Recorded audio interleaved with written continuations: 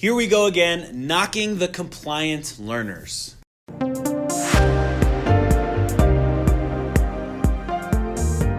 How's it going? My name is Nate Wilcox. This is The Teacher's Brew, and you have stumbled into my daily reflection blog where I sit with some coffee. Sometimes I'm brewing, sometimes I'm not, and I'm in front of a camera and I'm just reflecting daily on my practice as an educator to try and get better.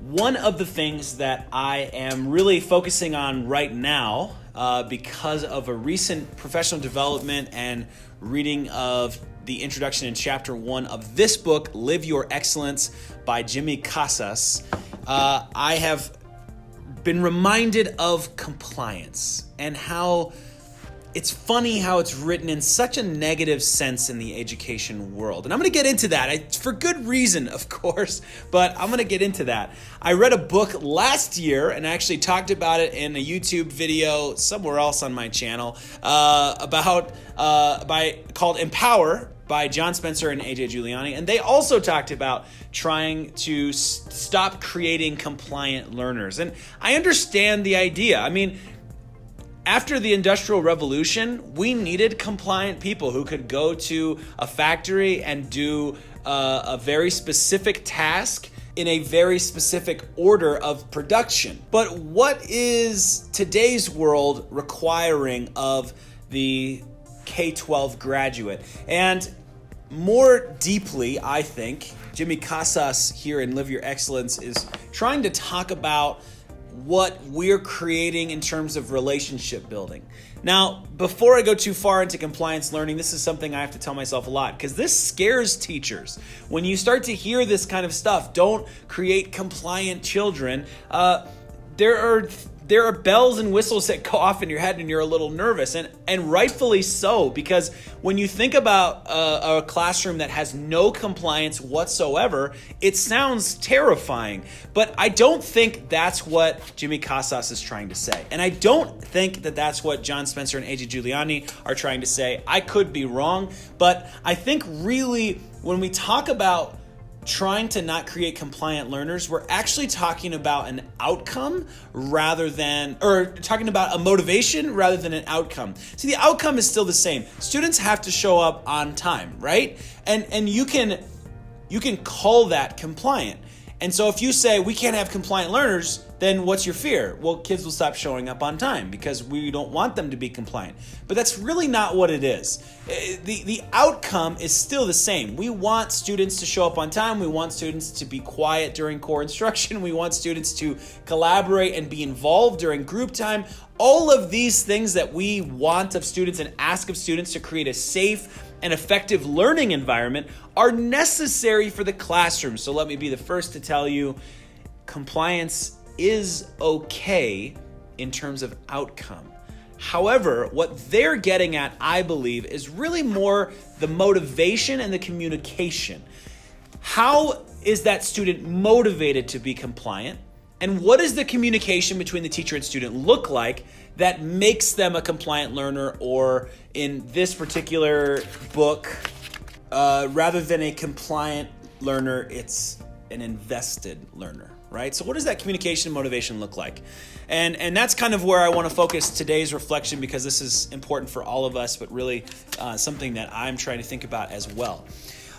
It's not that we can't have structures and expectations. So keep that in the back of your mind. You have to have structures and expectations in order to have a safe learning environment, right? If it's absolute chaos, it's not going to work. Now, there are people that will tell you otherwise, but even like doing a flipped classroom, all of those things that I've tried and the books that I've read, I still end up having structures and routines and expectations because it's important for us to recognize that that's normal. It's good to have structures, routines, and expectations. So let's talk about the motivation and the communication, because that's where I really think this is affected. And now, this is just my perception of it, so read the book yourself, but my perception is this. First of all, what motivates a student to do what they're doing? Are they motivated to do it because of punishment or because of potential punishment? Because that would be more of a compliant learner. Hey, do this or else, right? That's kind of how our current justice system works. right? It's like, do this or else you pay the price, right? And it's all good and well to say, hey, the real world is this way, but you have to remember you're working with children, and even at 18, yeah, they can be tried as an adult earlier than that, but even at 18, let's just go with 18, they're still not there yet. Like, I think about the things that I thought as an 18-year-old. Imagine if social media was as prevalent when we were 18 as it is today. I can't imagine the things that I would have said on social media that might have gotten me in some trouble. Because nowadays it's like the constant voice of the people is social media. And back then it was like, for me at least, social media was like there. It was like growing, but it wasn't prominent like it is today. And we didn't have it on smartphones. It wasn't like that. So what motivates your students? So thinking about a student that's showing up late, right?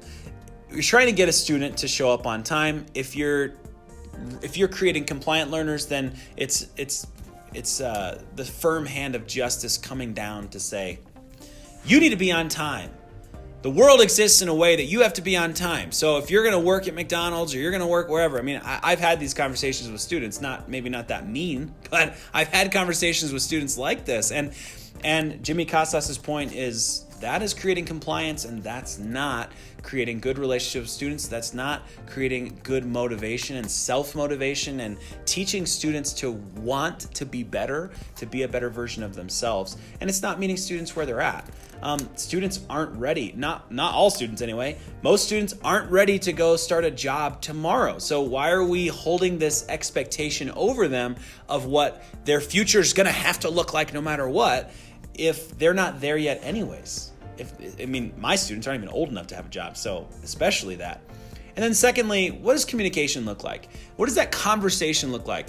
If you are having a punitive conversation with students, then that conversation is probably not going to be very positive, and it's probably not going to build your relationship with that student. However, you can flip that conversation to have a positive conversation and about, hey, how come you were late? Is there something I didn't do well in terms of communicating expectations or getting you the right link to my virtual classroom or getting you what you need? And kind of starting off from a bit of a humble perspective and admitting maybe I didn't do something I should have done that would help you be more successful. And often that opens up the conversations. You'd be amazed. I don't know if you've had these conversations too, but I've been amazed with the conversations I've had with 7th or 8th graders who have taken full responsibility and said, no, I know what I'm supposed to do. I had this going on. The other thing that's happening is I'm noticing a lot of students at home are being asked to do chores because they're at home in front of their parents. Like, parents, they're supposed to be learning, right? But kids show up and like, hey, sorry, my mom asked me to do this thing and I had to do it before I could get back on class. Yikes, that's scary. You have to remember their learning environment is not a learning environment. We have schools with classrooms, I talked about this yesterday, that exist for the purpose of learning. And kids are at home at a table across from one or two siblings who are also trying to learn and have teachers talking to them and all this noise going on. And then people walking around in the background and animals. I mean, there's so much chaos going on in someone's home. Imagine that to be the best learning environment. It just isn't the best learning environment. So what does an action step look like? This is what I'm doing today. I'm giving it a try. We'll see how it goes. I'm going to start documenting my positive interactions with students. And these are personal positive interactions. So these are relationship building interactions. They could be based on expectations not being met, where I start to have a personal and positive conversation. But really, I'm going to start documenting times that I'm talking with kids about what they like and about their personality or about things about them that make them who they are and about their interests and things that their long-term goals and all of those things. I'm going to start documenting that. I have a roster printed out. It's over there, but I have a roster printed out and I have a whole documentation process, some of which I got from a colleague over in another school in my district. But basically not just marking attendance, but marking if they're showing up late to the online classroom, if I call on them and their camera's off and they don't respond and I don't hear anything from them and all of that. But also I'm documenting personal interactions. And I'm thinking that will really help me. I really want to go past like, what's your favorite ice cream color or ice cream flavor or what's your favorite color? I want to go deeper than that. I want to go into knowing my students individually well enough to ask specific questions about their life so that they can share that with me and that I can get to know them better. And by building a better relationship with them, hopefully I'm not going to be creating compliant learners, but I'm going to be investing in them and creating invested learners. That's the goal anyway. That's my encouragement for myself today, and I hope that gives you some kind of encouragement or ideas for what you can do in the classroom today. Make it a great learning day.